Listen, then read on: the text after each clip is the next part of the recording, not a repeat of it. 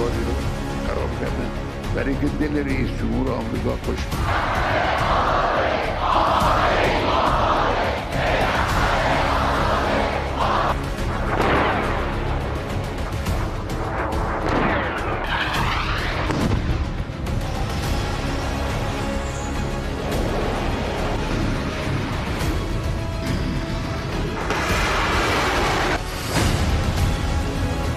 दिन दहाड़े हमले को तैयार ईरान, खामनेई का तख्ता पलट करेंगे ट्रंप।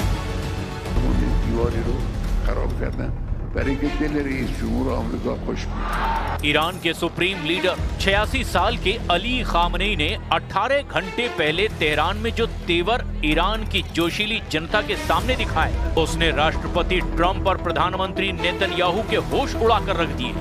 खामनेई ने एक तरफ ईरान में मारे गए हजारों प्रदर्शनकारियों की मौत के लिए जहां ट्रंप को क्रिमिनल तक कह दिया, वहीं खामनेई के सामने ही ईरानी जनता ने फारसी में ही अमेरिका इजराइल का नाश हो, काफिर पाखंडियों का नाश हो जैसे नारे लगाए। इधर खबर ये है कि ईरान को अमेरिका और इजराइल के भीषण हमलों से बचाने के लिए अब रूस और चीन ने भी एड़ी चोटी का जोर लगा दिया है। लेकिन इस पूरे बदलते घटनाक्रम की शुरुआत हम करते हैं अमेरिका के राष्ट्रपति ट्रंप और ईरान के सुप्रीम लीडर अली खामनेई के उन तेवरों से, जो चीख चीख कर कह रहे हैं कि जंग तो होकर रहेगी। جای دیگه یه مش تخریبگر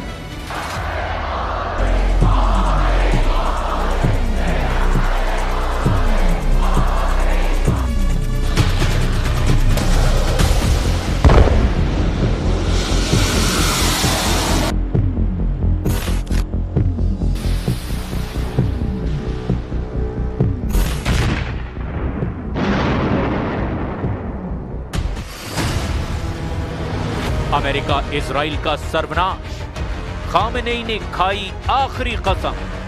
خودشون رو خراب کردن. مثلا فرض کنید فلان ساختمان دیواری رو خراب کردن برای که دل رئیس جمهور آمریکا خوش بود.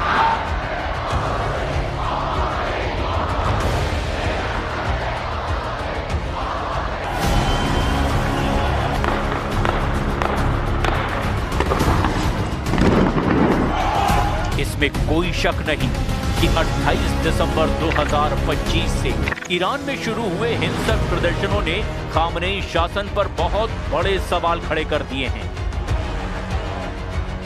44 साल से ईरानी सत्ता और शासन का केंद्र बने अली खामनेई को भी अंदाज नहीं था कि ईरान के सभी 31 प्रांतों में 200 से ज्यादा शहरों में खामनेई शासन के खिलाफ प्रदर्शन हो सकते हैं।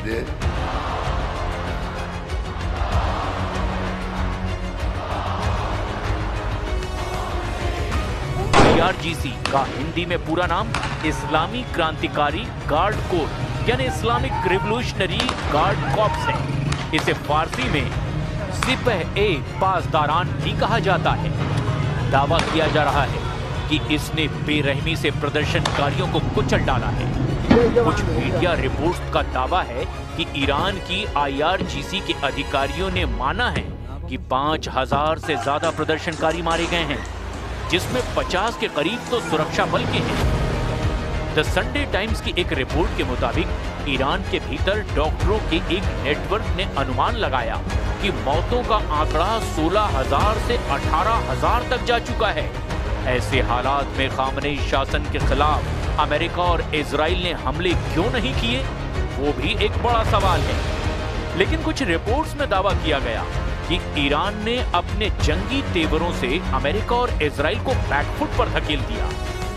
इजराइल इसीलिए भी ईरान पर हमला करने से डरा हुआ है क्योंकि जून 2025 में 12 दिन के युद्ध में ईरान ने 17 जून से लेकर 24 जून के बीच इजराइल पर इतना घातक पलटवार किया कि उन ईरान की कातिलाना मिसाइलों की काट अब इजराइल को अपने पास नहीं दिखाई दे रही।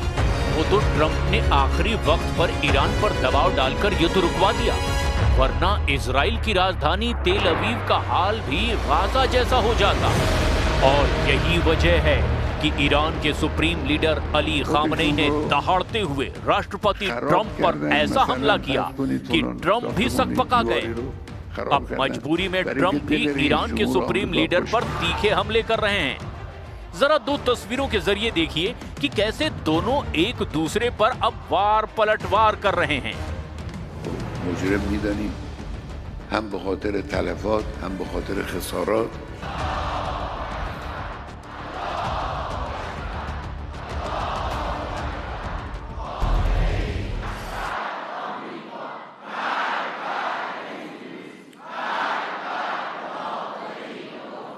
تو این فتنه همین عوامل نادان و ناآگاه با سردستگی اون عناصر خبیث و آموزش دیده کارهای بدی کردن. ईरान का operation true promise 4 US Israel पर हमले की तैयारी। इजरायली प्रधानमंत्री नेतन्याहू और राष्ट्रपति ट्रंप के बीच हाल के ही दिनों में मुलाकात हुई। रिपोर्ट्स के मुताबिक इजराइल अमेरिका पर दबाव बना रहा है कि ईरान के परमाणु ठिकानों पर दूसरे दौर के हमले यानी राउंड 2 स्ट्राइक्स किए जाएं। ईरान का आरोप यह है कि प्रदर्शन इजराइल और अमेरिका की खुफिया एजेंसियों की बड़ी साजिश के तहत ईरान में हो रहे हैं और ये हिंसक प्रदर्शन उन्हीं के इशारे पर है। लेकिन साथ ही साथ ईरान ने अपनी जंगी तैयारी में भी कोई कोर कसर नहीं छोड़ी है। आप जरा देखिए, ईरान का ऑपरेशन ट्रू प्रॉमिस 4 अगर इजराइल और अमेरिका के खिलाफ होता है तो ईरान कौन कौन सी मिसाइल और हथियारों का इस्तेमाल कर सकता है।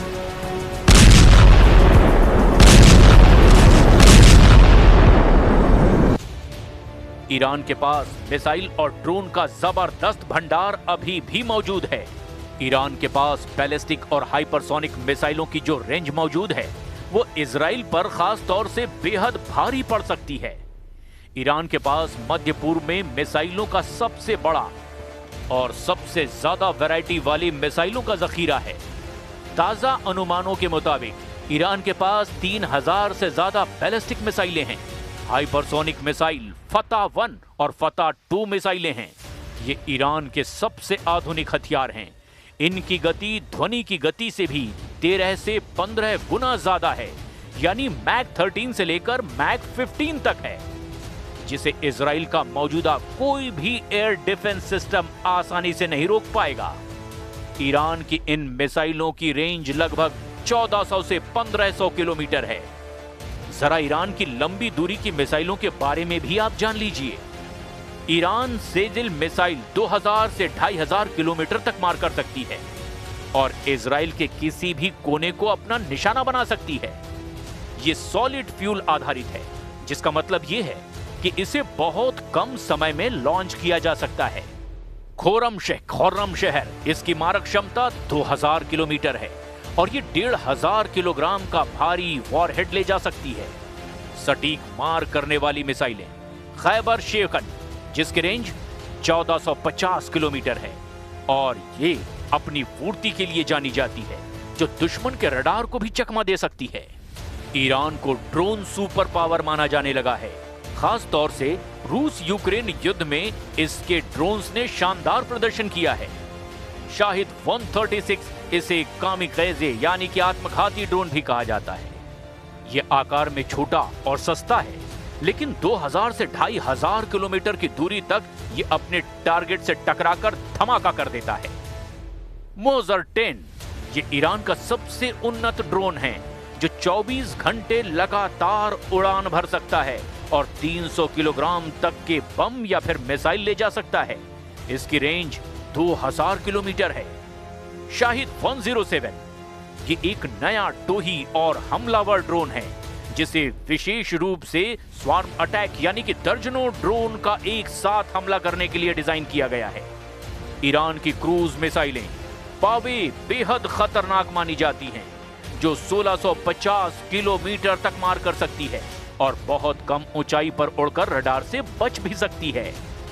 ईरान का सुपर कैविटेटिंग टॉर्पीडो हूट पानी के नीचे 360 किलोमीटर प्रति घंटे की रफ्तार से चलता है, जो दुनिया के किसी भी युद्धपोत के लिए बहुत बड़ा खतरा है। ईरान ने अपना खुद का बर्बर 373 विकसित किया है और दावा है कि ये रूस के S-300 से भी बेहतर है। We are engaged in a full-scale war. Right now, the enemy has placed most of its hopes on knocking us down through economic pressure. You cannot conquer a nation with bombs, fighter jets, or missiles. To defeat us, they would have to come and face us on the ground.